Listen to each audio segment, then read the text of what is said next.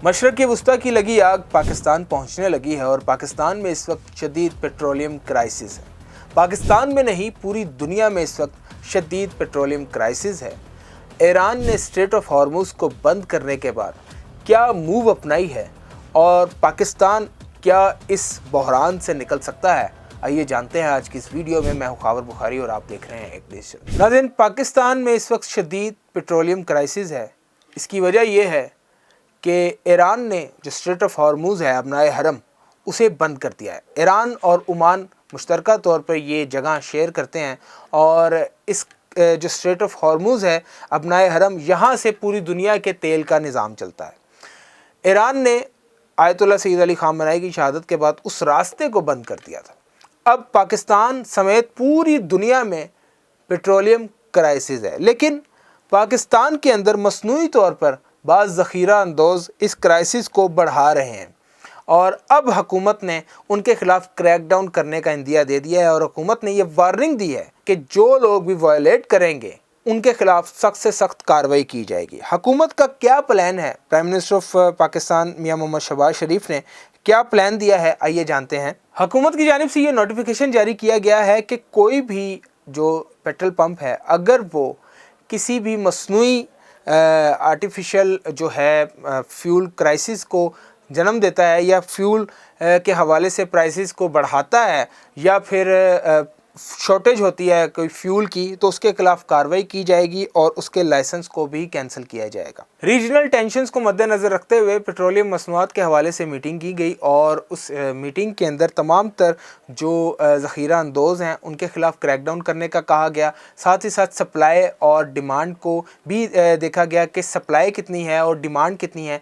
साथ ही साथ इन रिज़र्व्स को भी देखा गया जो पेट्रोलियम मसनूआत के हवाले से पाकिस्तान के पास रिज़र्व्स कितने हैं। मिनिस्ट्री ऑफ पेट्रोलियम ने ये कहा है कि पाकिस्तान के पास पेट्रोलियम मसनूआत के इतने ज़ख़ायर मौजूद हैं कि हम बाआसानी इस जंगी हालात से निकल सकते हैं और कोई ना कोई सद्देबाब कर सकते हैं।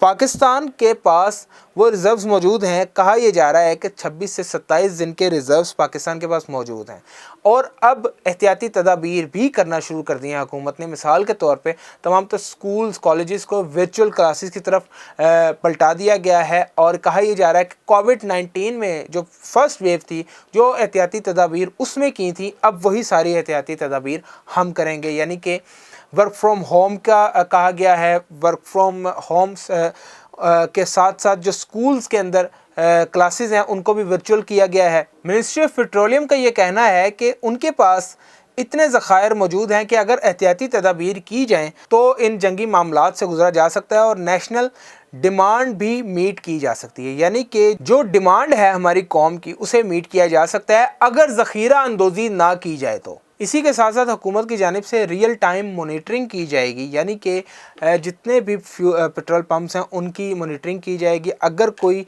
पेट्रोल पंप जो है जानबूझ के ज़ख़ीरा अंदोज़ी कर रहा है, अगर कोई कंपनी जानबूझ के ज़ख़ीरा अंदोज़ी कर रही है तो उसके ख़िलाफ़ सख्त से सख्त कार्रवाई होगी और उसका लाइसेंस भी कैंसिल कर दिया जाएगा। फ्यूल प्राइजेस के हवाले से हुकूमत का मौक़िफ़ ये है कि फ्यूल प्राइजेस को वीकली एडजस्ट किया जाएगा। जैसे जैसे आगे चलते जाएंगे फ्यूल प्राइजेस के हवाले से तमाम प्रोविंसेस को सर्विलेंस किया जाएगा और फिर जो फ्यूल प्राइजेस हैं उन्हें वीकली एडजस्ट किया जाएगा ताकि आवाम की पहुँच से फ्यूल जो है वो बाहर ना जाए। इसी के साथ साथ पेट्रोलियम की जो मसनूआत हैं उन्हें अनइंटरप्टेड फ्यूल सप्लाई, यानी कि पेट्रोलियम मसनूआत को बगैर किसी रुकावट के पूरे मुल्क के अंदर जो उनकी आमदोरफ्त है उसे यकीनी बनाया जाएगा। ये थी हमारी आज की रिपोर्ट। दुआ में याद रखिएगा। अल्लाह हाफ़िज़ नासिर।